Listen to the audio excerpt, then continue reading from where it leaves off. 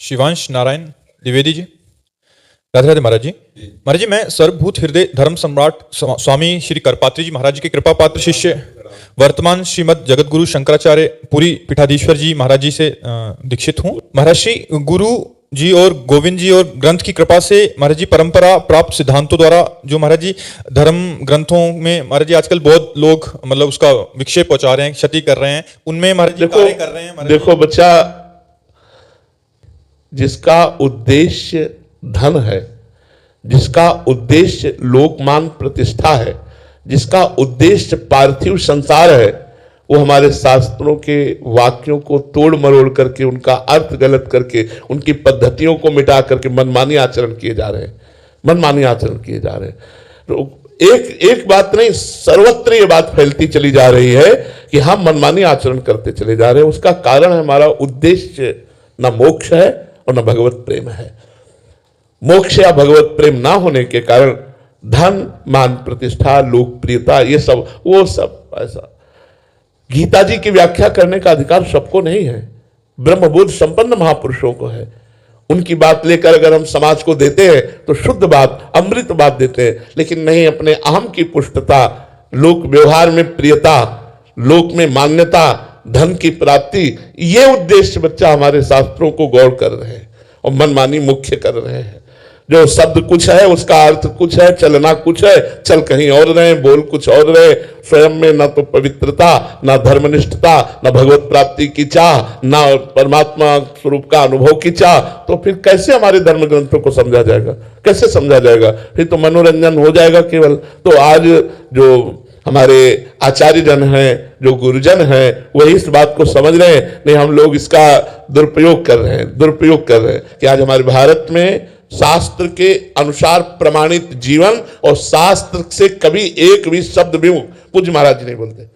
गंभीर मुद्रा, शांतनिष्ठ, और जो आदि गुरु भगवान ने पीठ की मर्यादा दी, उस मर्यादा के अनुसार ऐसे गुरुजनों के चरणों में प्रणाम करते हैं। आगे चल करके मिलना मुश्किल हो जाएगा, ऐसे महापुरुष मिलना मुश्किल हो जाएगा जो मोक्ष पद को प्राप्त हुए और धर्मनिष्ठ और शास्त्र सम्मत व्याख्या करे, वो बहुत कठिन बात हो गई। आज धर्म ग्रंथ के उपदेशों को हम अध्यात्म की ऊंचाई पर चढ़ने के लिए नहीं, लोक व्यवहार की वाहवाही, धन संपत्ति, मान प्रतिष्ठा, इसलिए भैया उद्देश्य बदल गया तो सब बदल गया। उद्देश्य आज बदल रहा है, इसलिए सब गड़बड़ हो रहा है।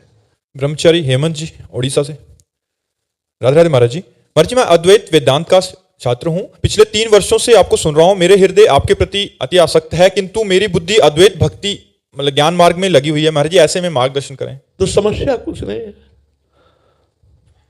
सबका निर्णय आखिरी अद्वैत ही है। द्वैत में भय है।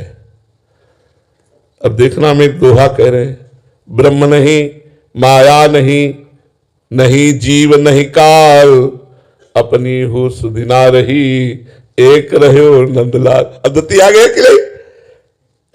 उधो मन न भये 10-20, एक हु तो सो गयो श्याम पे, को आराधे ईस, उधो मन न भये 10-20। एक भगवान में जाकर लीन हो गया तो कान भये प्राण में, प्राण भये कान में, ही में ना जान परे, कान है कि प्राण है। ये अद्वैती प्रेम में भी अद्वैती, प्रेम गली अति साक्रिता में दोनों समाये। और बच्चा, ज्ञान में एक अद्वैती स्थिति है कि मैं वही ब्रह्म हूं। अब इसमें बहुत कठिनता है।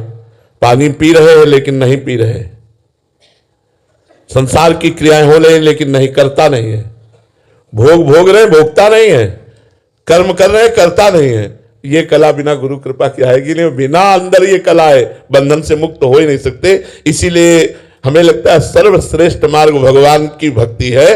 भक्ति के द्वारा जो ज्ञान प्राप्त होता है बहुत जोर का होता है, इसमें भगवान का सहारा होता है। भगवान करो सदा तिनके रखवारी, जिम बालक राखे महतारी। और ज्ञान में अपने ही चलना होता है, क्योंकि ब्रह्म मैं ही हूं, नहीं मैं ही ब्रह्म हूं। और जब आकर्षण हुआ फिर उसी में फंस गए भोग में, और जब फंस जाओगे तो यमराज की गदा चलेगी।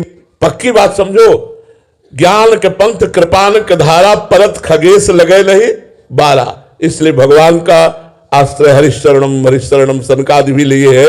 नाम जप करो और अद्वितीय तो हो ही बच्चा, एक ही है, दूसरा कोई नहीं है।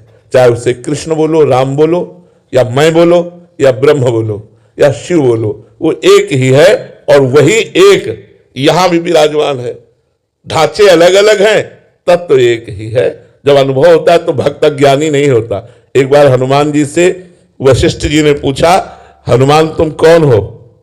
समझ गए कि इतने बड़े ज्ञानी गुरु कैसे क्यों प्रश्न कर रहे। तो उनका, भगवान देह भाव से मैं दास हूं और सरकार स्वामी है, और जीव भाव से सरकार अंशी है और हम अंश है, और स्वरूप भाव से जो सिंहासन में बैठे हो या बैठे क्या भक्त को ज्ञान नहीं होता? क्या पूरा ज्ञान होता है।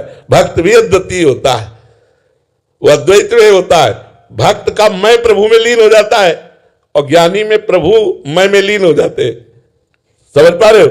ज्ञानी में जो मैं तत्व है उसी में सब लीन हो जाता है, वो मैं में स्थित हो जाता है अद्वितीय। और भक्त का संपूर्ण संसार सहित तो मैं प्रभु में लीन हो जाता है, वो भी अद्वितीय हो गया, वो भी अद्वैत में स्थित हो गया। सिया राम में सब जग जानी एक सिया राम। तो यहां कौन है? यहां भी सिया राम।